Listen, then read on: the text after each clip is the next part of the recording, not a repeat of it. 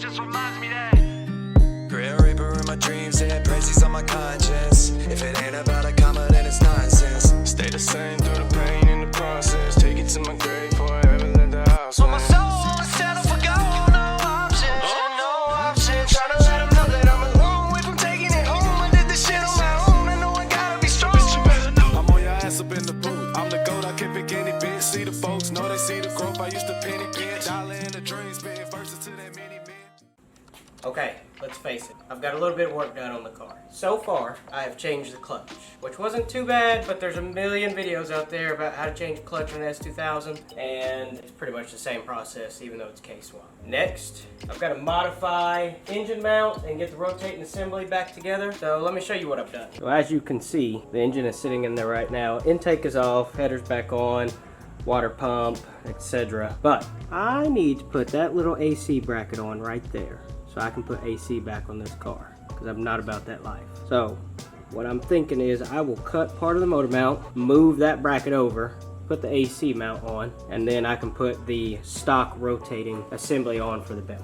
And then I've got a few other goodies. I've got the K Miata intake manifold, so that will allow me to run the belt. But let's get to cutting that apart. We'll weld it on. I'll show you how I'll fit it up. All right, so as you can see, I need this bracket right here to put my AC on.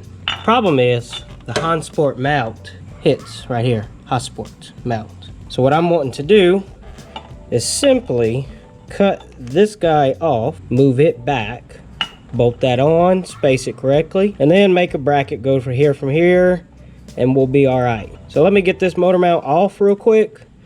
I'll cut this ear off, bolt this guy on, and then mock up where this guy needs to go.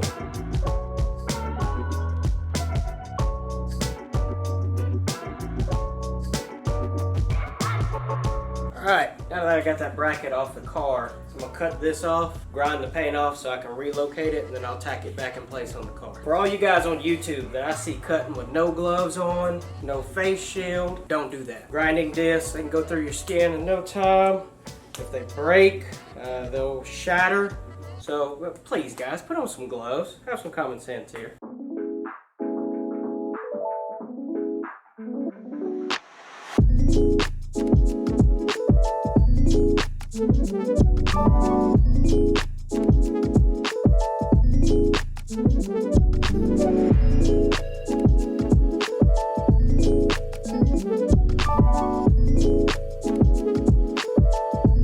All right, that'll work. Got both my pieces ground down. Got the paint off of them.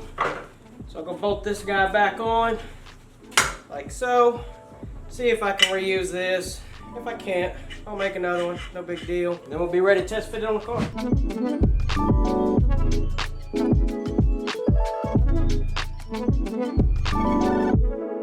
All right, as you can see, I've got everything snugged in place. Brackets back on. It looks like I am going to be able to reuse this. So everything's kind of snugged up where it's going to go. Looks like everything should clear, no problem. So I'm gonna go ahead and tack this on, make sure everything's okay, and then maybe I'll bolt on the assembly just to make sure it looks like everything's gonna fit. So let me get the welder out and we'll get that welded up. Haven't run the welder in a while. Need to purge some gas through the line. All right, let me get one on the bottom side. All right, that should do. Get that off, get it cleaned up, weld it in place. Let's get this piece welded out real quick. All right, that's nice and glued on there. Should be good to go. All right, back in the shop. Now that the motor mount is done, it's time to get the water pump assembly back together, tensioner back together, and I'll get that bolted on the car. So I'm gonna get these gaskets changed, everything's already cleaned up and painted, and we'll start assembling the car.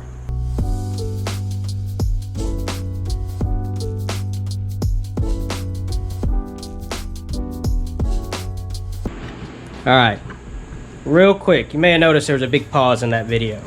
As you can see, lots of water pumps, lots of water pump housings. This right here is the one that come off the car. What you will notice is there's no tensioner. All this has been machined off. The car was originally going to be a track car, so that's why that was done. But with my intentions, I don't need that. So I had this guy right here. Tensioner is on there, but there's a slight difference on the water pump housing. This has this extrusion right here, where this guy's flat. And then even the water pumps themselves are different, and they are not interchangeable. So I'm not going to try to tell you exactly what everything goes to. From best I can tell, this right here is a CRV. That's what I bought the water pump off of. This is maybe an Element, or it could be an RSX base model. Can't tell. And this guy right here, again, I don't know. So I guess to say all that is, if you're messing around with a bunch of K-Series parts, you do have to kind of be cognizant of these things as you're building the engine. But now that I've got that figured out, let's get back to bolting the water pump back on.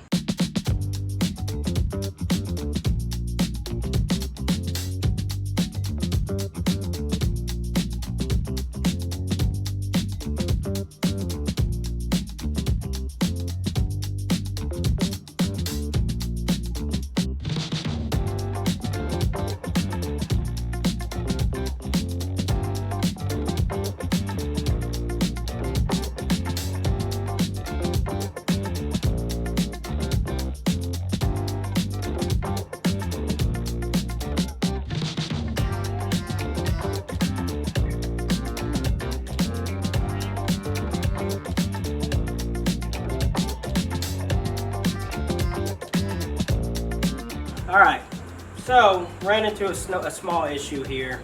I hadn't read it on the forums. Maybe the information's out there, maybe it's not.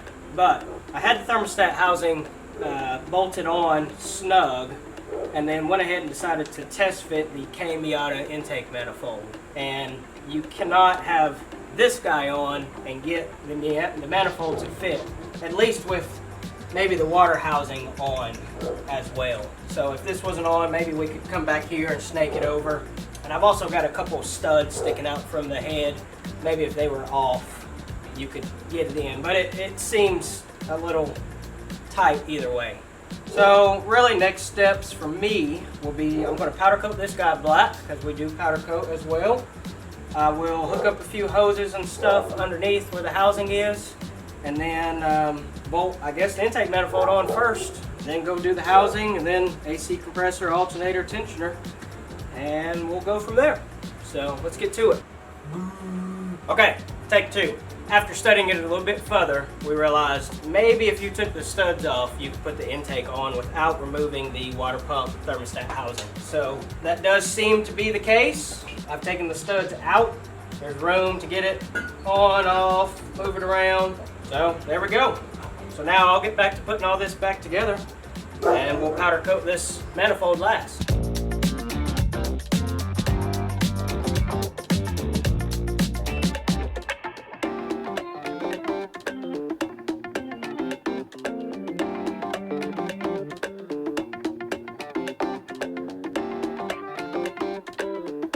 Rotating assembly is on. This is the factory way it should go.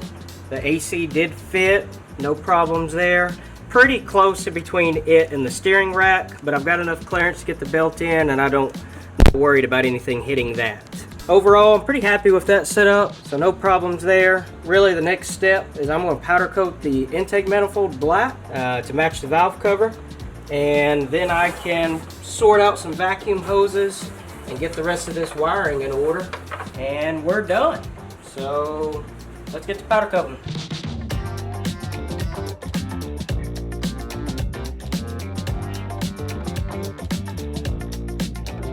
What are we making up today?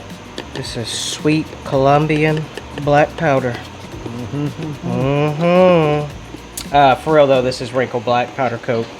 So just getting set up to do the intake manifold. If you notice, I've got everything taped off. I'm actually going to try to preheat the manifold first to make sure that gets any gases, oils, and I think it helps flow out the powder. So we're going to see how that works.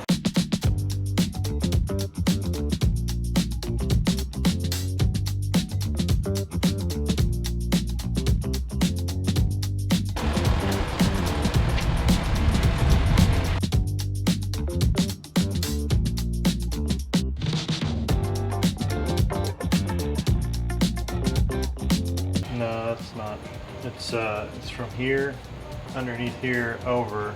It was wrapped around the AC in this way. Well, son of a gun. All right, intake manifold is powder coated. Looks good, good finish. Happy with that. It's a little more glossy than the valve cover, but I don't know, maybe it'll fade over some time. I'm not gonna get that picky. I've got to get the belt situated. I already bought one, but it was a little too long, so I'm gonna have to play the belt game and swap them out a few times, but that's pretty much it. One thing I have noticed, I've got to figure out what's going on here with the throttle body. I've got some adapter that come on the Skunk 2 manifold, and it doesn't fit with the Miata one. I'll have to do a little bit of reading on that. No big deal. That pretty much calls it for the night. Maybe I'll try to get a belt on this and exchanged, but we'll end it right there. So I'll catch you guys later.